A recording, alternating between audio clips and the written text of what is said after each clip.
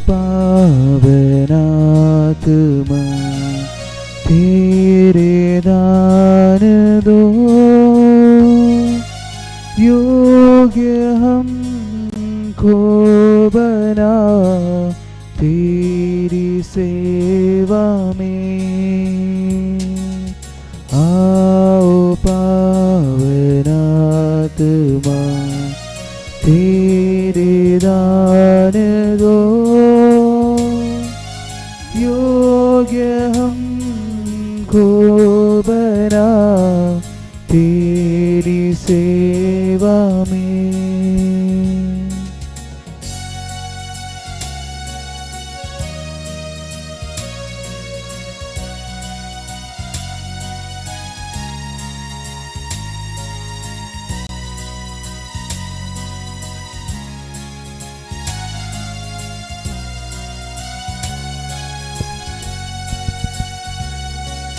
तू है शक्ति, तू है मुक्ति, तू है आत्मा सृजनहार। तू है शक्ति, तू है मुक्ति, तू है आत्मा सृजनहार। आओ पावन आत्मा तेरे दान दो, योग्य हमको बना तेरी सेवा में। आओ पावन आत्मा तेरे दान दो, योग्य हमको बना तेरी सेवा में।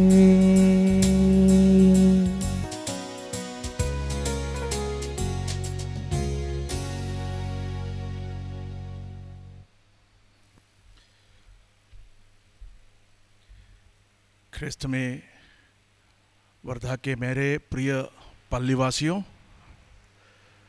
इन दिनों जब हम पंतकुस्ता की तैयारी में लग जाते हैं, उसी सिलसिले में कुछ सोच आपके समक्ष रखने में मुझे आनंद है और प्रभु का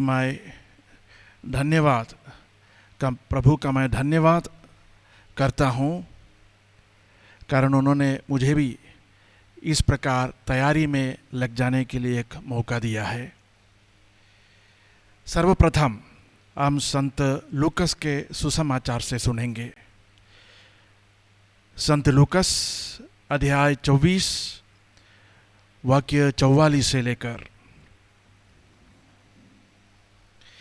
ईसा ने उनसे कहा, मैंने तुम्हारे साथ रहते समय तुम लोगों से कहा था कि जो कुछ मूसा की संहिता में और नबियों में तथा भजनों में मेरे विषय में लिखा है, सबका पूरा हो जाना आवश्यक है।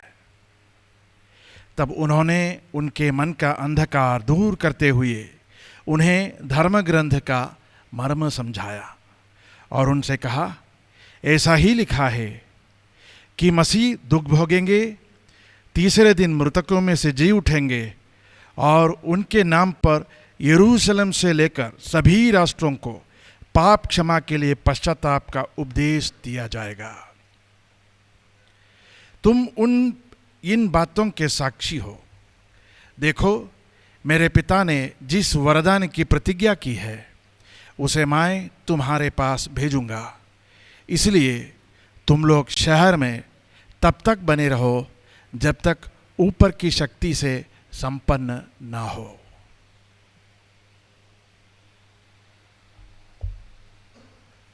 कुछ सप्ताह पहले इस लॉकडाउन के बीच में ही हमने पवित्र सप्ताह मनाया और ईस्टर का त्यौहार, यीशु के पुनरुत्थान का त्यौहार हमने मनाया।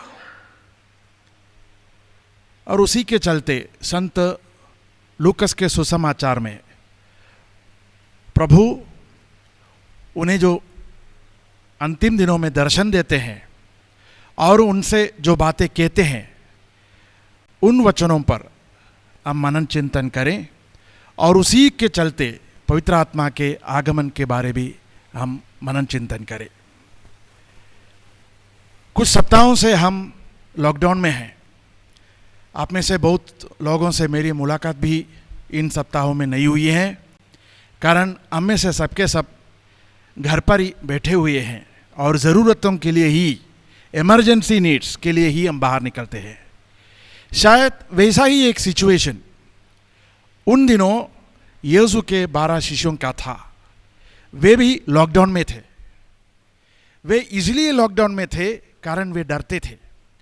उनके जीवन में जो भी बातें घटित हुई उनके कारण, और विशेषकर प्रभु यीशु का दर्दनाक मृत्यु, उनकी मृत्यु, इस पर वे शॉक्ड थे और वे अपने आप को लॉकडाउन करके अंदर ही बैठे थे और यहूदियों के डर के कारण भी वे अंदर ही अंदर लॉकडाउन हुए थे। और इसी सिलसिले में, इसी के चलते ही प्रभु उनको दर्शन देते हैं और उनको ढारस बंधाते हैं। प्रभु ने उनको याद दिलाया कि मसीह के जीवन में ऐसी बातों का होना अनिवार्य है।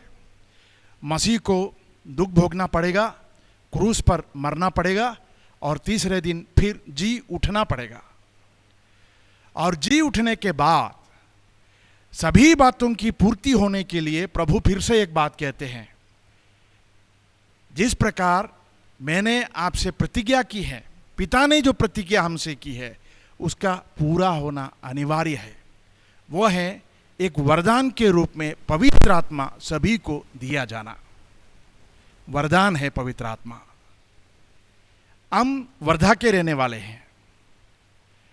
वर्धा यह शहर और यह जिला वर्धा नदी के नाम पर बना है, जो हमारे इस जिला के पश्चिम की ओर बहती है, दक्षिण की ओर बहती है। और वर्धा नदी के कारण ही वर्धा जिला और वर्धा शहर का नाम आया है। मैंने इस वर्धा का शब्दार्थ ढूंढते जब निकला तो मुझे पता चला कि कोई इसे वरदा शब्द मानते हैं। इसका एटिमोलॉजिकल रूट वरदा से वर्धा शब्द आया है। वरदा का मतलब वरदायिनी है, जो वर देती है, वरदा, वरदायिनी। और वर्धा इस प्रकार वर देने वाली है, नदी है। और वर्धा नदी विशेषकर इन दिनों जब हम धूप काल में हैं, हम जानते हैं किस प्रकार पानी और नदी दूसरे लोगों के लिए आशीर्वाद बनता है। हम सब इसको जानते हैं और इसका अनुभव करते हैं। और अगर हम वर्धा को और वर्धा नदी के पानी को अनुग्रह, वर मानते हैं, तो समझिए प्रभु यीशु जो वरदान की बात करते हैं वो इन सभी से बढ़कर है। सभी मटेरियल, स्पिरिचुअल वर और वरदान, इन सभी के स्रोत साक्षात पवित्र आत्मा, उस पवित्र आत्मा को वरदान के रूप में प्रभु हमें दे देते हैं। इसलिए हम उसकी तैयारी में अपने आप को लगा दें। पवित्र आत्मा के आगमन, प्रभु यीशु के पुनरुत्थान के 50वां दिन पवित्र आत्मा का आगमन, हम उसको हम मनाते हैं। और उसके साथ साथ हम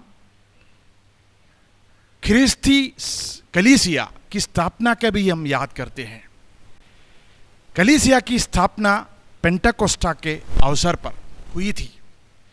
और प्रेरितों के कृत्य में हम देखते हैं कि किस प्रकार पवित्र आत्मा अपना प्रवर्तन की शुरुआत की और एक कलीसिया का गठन किया। और प्रेरितों के कृत्य के 11वें अध्याय में हम देखते हैं कि अंताकिया में प्रभु यीशु के नाम को लेकर चलने वाले, प्रभु यीशु को मसीह और प्रभु मानने वाले लोगों को नाम दिया गया क्रिस्ती। मसीही जन क्रिस्ती हैं।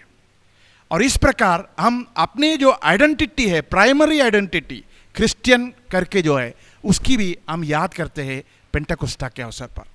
और इसके लिए हिम्मत हमको जो देते हैं, जो डरपोक होते हुए अपने आप को लॉकडाउन में रखा था, हम देखते हैं, हमने देखा कि यीशु के प्रेरित चेले निकटतम जिन्होंने यीशु को नजदीक से जाना था, वे डरपोक साबित हुए। लेकिन हम देखते हैं पवित्र आत्मा के आगमन के कारण और उसके बाद पवित्र आत्मा की यानी ऊपर की शक्ति को ग्रहण करने के बाद वे यीशु के नाम की घोषणा करते हैं। यीशु ही प्रभु हैं। जिस यीशु को उन्होंने क्रूस पर चढ़ाया था वो यीशु ही प्रभु है। यह बात लोगों को यह बात का साक्ष्य देने में वे हिम्मत करते हैं, वे कामयाब बनते हैं। और यही पवित्र आत्मा हम सबों के लिए करते हैं। अपने जीवन में यीशु का साक्ष्य हिम्मत के साथ, विश्वास के साथ, यीशु प्रभु और मसीह है, यीशु हमारे लिए मार्ग है, सत्य है, जीवन है, इस बात का साक्ष्य देने पवित्र आत्मा हमको सक्षम बनाते हैं। इसीलिए सबसे पहले हम इसी वरदान के लिए प्रभु से हम ताकत मांगे, शक्ति मांगे कि प्रभु के हम योग्य साक्षी बने और साक्ष्य दे सके।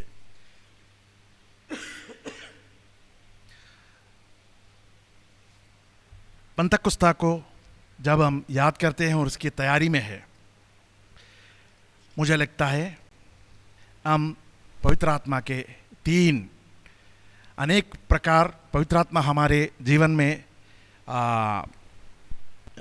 हस्तक्षेप करते हैं। लेकिन तीन बातों पर मैं जोर देना चाहता हूँ। कई बातें हैं, इन दिनों हम उन सभी बातों पर मनन चिंतन करते हैं। प्रभु यीशु पवित्र आत्मा के बारे जब अपने शिष्यों को बताया तो यूहन्ना के सुसमाचार के 14वें अध्याय में उन्होंने ये कहा, यूहन्ना 14:26 में उन्होंने कहा, परंतु वो सहायक, वो पवित्र आत्मा जिसे पिता मेरे नाम पर भेजेगा, तुम्हें सब कुछ समझा देगा। मैंने तुम्हें जो कुछ बताया वो उसका स्मरण दिलाएगा। वो हमें सब कुछ समझाएगा और सब कुछ का स्मरण दिलाएगा। पवित्र आत्मा का सबसे बड़ा काम यह है। प्रभु यीशु 33 साल हमारे साथ रहते हुए इस धरती पर जो जीवन बिताया, विशेषकर अपने सार्वजनिक जीवन में उन्होंने जो कुछ भी हमको सिखाया, उन सभी का मर्म हमें समझाना पवित्र आत्मा का काम है। इसके लिए हम पवित्र आत्मा के आगमन के लिए तैयारी करें, उससे यह वरदान मांगे कि प्रभु यीशु ने जो कुछ भी हमको समझाया है, उन सभी को हम अपनी मुक्ति के लिए, अपने रक्षा के मार्ग पर अपने जीवन के लिए हम उन्हें समझ सके। और दूसरी बात, उसी के यानी यूहन्ना के 14वें अध्याय में 16वें अध्याय में हम देखते हैं, वहाँ 7वां और 8वां वाक्य जहाँ पे प्रभु पवित्र आत्मा के बारे कहते हैं, तुम्हारा कल्याण इसमें है कि मैं चला जाऊं। यदि मैं नहीं जाऊंगा तो सहायक तुम्हारे पास नहीं आएगा। यदि मैं जाऊंगा तो मैं उसे तुम्हारे पास भेजूंगा। जब वो आएगा तो पाप, धार्मिकता और दंडाज्ञा के विषय में संसार का भ्रम प्रमाणित कर देगा। पवित्र आत्मा का यह दूसरा काम है। एक तो उसका नाम ही प्रभु कहते हैं सहायक है, सांत्वना दाता है, पाराक्लेत है। हमें वो सहायता देता है, हमारा मार्गदर्शन करते हैं और हमारे लिए वो सहायता प्रदान करता है। और वो जो हमको सिखाएगा, वो 3 बात हैं। वे 3 बात ये है, पाप, धार्मिकता और दंडाज्ञा। पाप, सबसे बड़ा पाप यूहन्ना के सुसमाचार के अनुसार सबसे बड़ा पाप यीशु का तिरस्कार करना है। तो हमारे जीवन में यीशु को तिरस्कार करने की जब हमें प्रलोभन होता है तो हमें प्रभु की शक्ति की जरूरत है। जीवन की मुसीबतों में, कठिनाइयों में प्रभु हमारा मसीहा है, प्रभु ने हमें रास्ता बताया है और प्रभु में हमारी आस्था है। इस बात को बरकरार रखने के लिए हमें शक्ति की जरूरत है। अगर इसमें हम फेल होते हैं तो हम पाप करते हैं। ऐसे पाप में न पड़ने के लिए हम पवित्र आत्मा का सहाय हम पवित्र आत्मा से मांगे। दूसरी बात धार्मिकता की बात है। धार्मिकता जो इंग्लिश में हम द डूज एंड डोंट्स कहा करते हैं, प्रभु द्वारा दिए गए निषेध और विधि और निषेध, क्या क्या हम करें और क्या क्या न करें, इसका सोच और इसकी प्रेरणा सही ढंग से विवेकपूर्ण डिसीजन लेने पवित्र आत्मा हमको सहायता प्रदान करता है। इसलिए धार्मिकता का अभ्यास, इसके लिए हमें पवित्र आत्मा के वरों की जरूरत है। और तीसरी बात दंडाज्ञा है। दंडाज्ञा इसलिए कि हम में से सबके सब मोक्षोन्मुख स्वर्गोन्मुख अपने जीवन जी रहे हैं और हम प्रस्थान कर चुके हैं स्वर्ग की ओर। और वहाँ हम समझते हैं कि स्वर्ग में हमारे प्रवेश के लिए न्याय विचार दंडाज्ञा अनिवार्य है। हमें जो भी क्षमताएं दी हैं, हमें जो भी जानकारी है, ज्ञान है और हमारा फ्रीडम आज़ादी जो है, स्वतंत्रता है, इन सभी के चलते हम जो भी निर्णय लेते हैं वे सब प्रभु के योग्य, पवित्र आत्मा के योग्य हमेशा ठहरे, ताकि हम दंडाज्ञा में प्रभु की करुणा के योग्य बन जाए, प्रभु हमें स्वर्ग में प्रवेश दे। अथवा हमें प्रभु न्याय विधि सुनाएंगे और उस न्याय विधि के अनुसार जब हम पाप के शिकार बनते हैं कि दंडाज्ञा धार्मिकता के अभ्यास में हमारी गलती होती है, तो हमें दंडाज्ञा न्याय विधि के अवसर पर प्रभु हम पर क्षमा शायद नहीं करेंगे। इसलिए प्रभु की करुणा के लिए, उनकी क्षमा प्राप्त होने के लिए दंडाज्ञा के बारे हमेशा जागरूक रहकर हम ईश्वर के सानिध्य में रहें। इसके लिए हम पवित्र आत्मा के वरदानों को आज आग्रह के साथ प्रार्थना करते हुए मांगे। और तीसरी बात, कुरिन्थियों के नाम पत्र में संत पौल हमको कहते हैं, कुरिन्थियों के पहला पत्र अध्याय 3 और वाक्य 16 है, क्या आप यह नहीं जानते कि आप ईश्वर के मंदिर हैं और ईश्वर का आत्मा आप में विश्वास निवास करता है?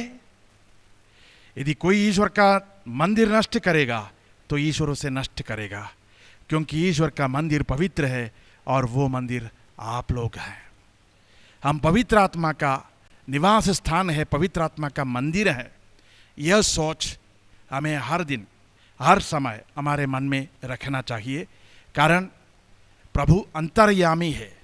अंतर्यामी परमेश्वर पवित्र आत्मा है, वो हमें निवास करता है और उसके लिए प्रभु पवित्र आत्मा के योग्य जीवन हम जीने के लिए पवित्र आत्मा के ही वरदान मांगे। और उसके लिए हमें शुद्ध अंतःकरण की जरूरत है।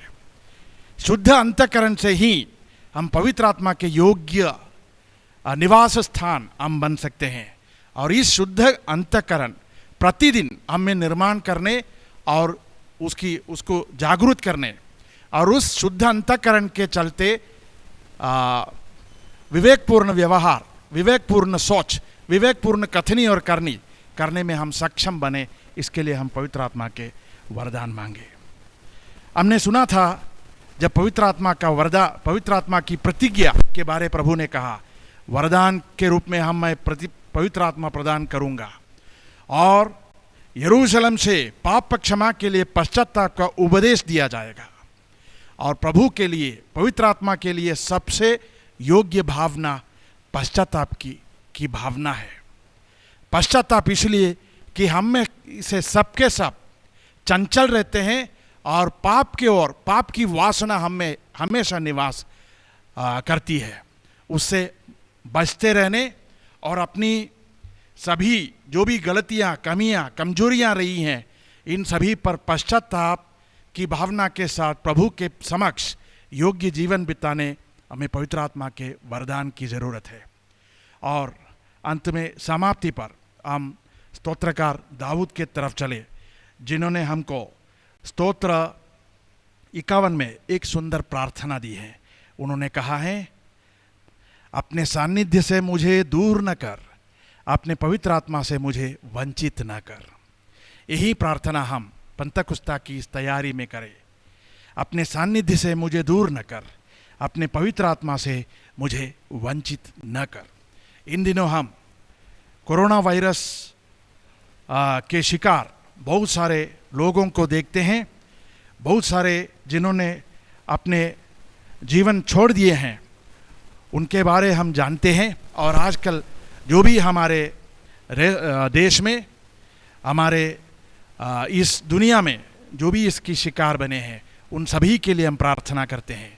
और कोविड की यह दुरावस्था से बचने के लिए पवित्र आत्मा से हम प्रार्थना करें।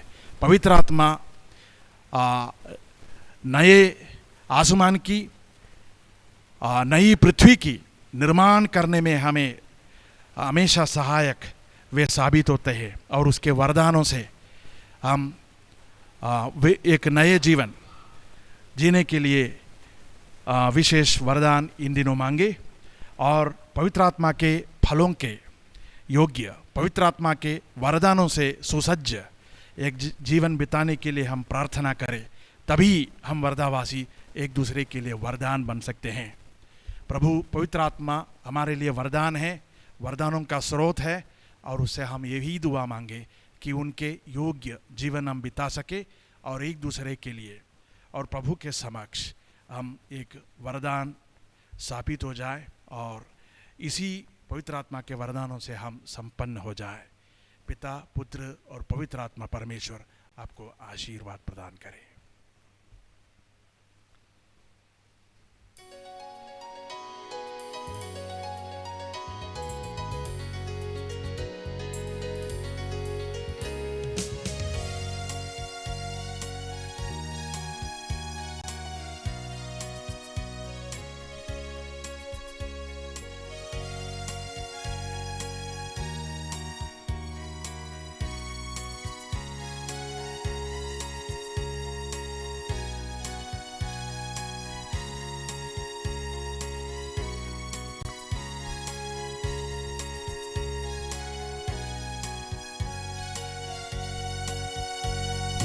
दिल भरा आभार से साथ तुम्हारा पाके,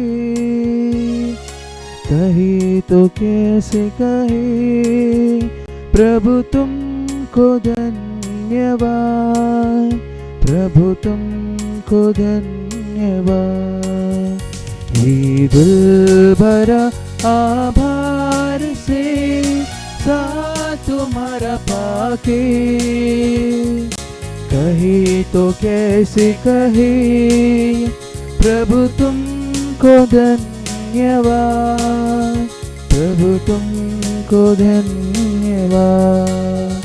ये दिल भरा है प्यार से जो मिला तुमसे, ये दिल भरा है प्यार से जो मिला तुमसे,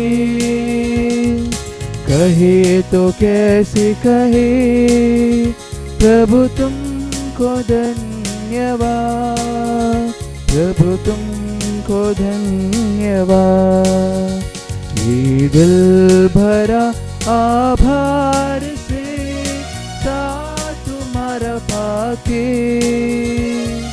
कहे तो कैसे कहे प्रभु तुमको धन्यवाद, प्रभु तुमको धन्यवाद।